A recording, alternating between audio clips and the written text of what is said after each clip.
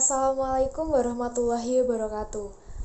Perkenalkan, nama saya Nabila Galuh Dewani dengan NIM D60220203 dari kelas D. Di sini, saya akan bahas tentang tugas sistem lingkungan industri mengenai kerusakan lingkungan.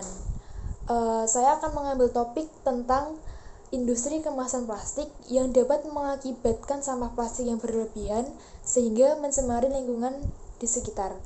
Sebelumnya, mari kita tonton video berikut ini.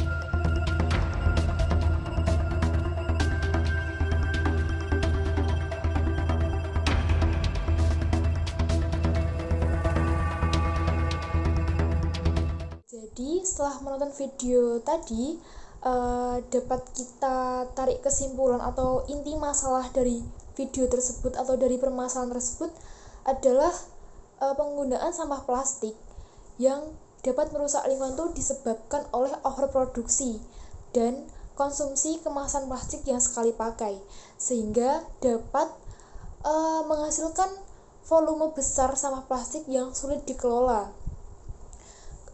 Banyak sampah plastik yang berakhir atau dibuang di lautan, di sungai, di darat, dan bisa pun dipendam di dalam tanah, sehingga dapat mencemari ekosistem dan membahayakan satwa liar. Plastik yang tidak terurai dalam jangka panjang akan menumpuk dan menyebabkan kerusakan yang berkelanjutan. Selain itu, produksi plastik yang sebagian besar itu berasal dari bahan bakar fosil, sehingga dapat mempengaruhi sumber daya alam yang tak terbarukan.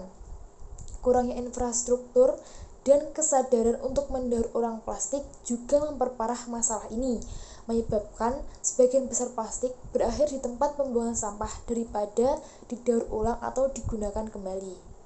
Menurut saya, penggunaan kemasan plastik yang merusak lingkungan merupakan isu serius yang menuntut perhatian global. Plastik sekali pakai menjadi ancaman besar bagi ekosistem darat dan laut, mengingat sifatnya yang sulit terurai dan cenderung menumpuk dalam jangka panjang. Setiap tahun, jutaan ton plastik berakhir di lautan, mengancam kehidupan laut dan merusak habitat alami. Selain itu, proses produksi plastik yang mengandalkan bahan bakar fosil memperburuk krisis iklim dengan emisi gas rumah kaca yang signifikan. Upaya daur ulang yang masih minim dan kurangnya kesadaran masyarakat memperparah masalah tersebut, membuat sebagian besar plastik berakhir di tempat pembuangan akhir. Oleh karena itu, diperlukan langkah-langkah mendesak dan kolaboratif antara pemerintah, industri, dan masyarakat untuk mengurangi penggunaan plastik, mengembangkan alternatif ramah lingkungan, serta meningkatkan infrastruktur dan kesadaran untuk daur ulang.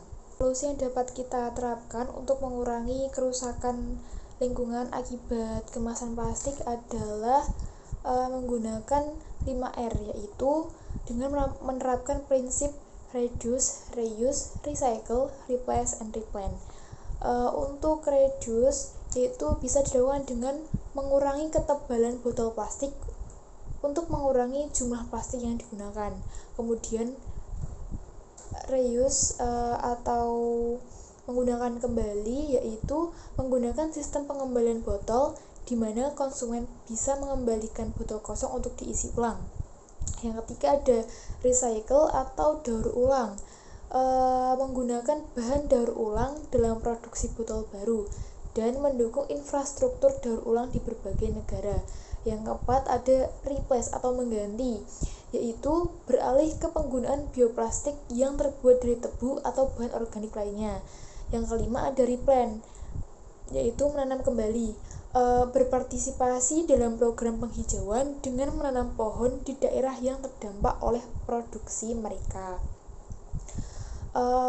Lalu ada kesimpulan, yaitu dengan menerapkan prinsip 5R secara terintegrasi, perusahaan dan masyarakat dapat mengurangi ketergantungan pada plastik, melindungi lingkungan, dan mendorong praktik berkelanjutan yang lebih bertanggung jawab.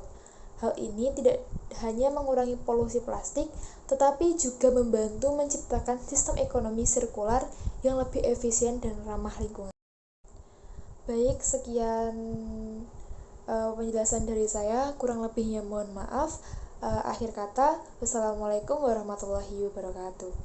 Terima kasih.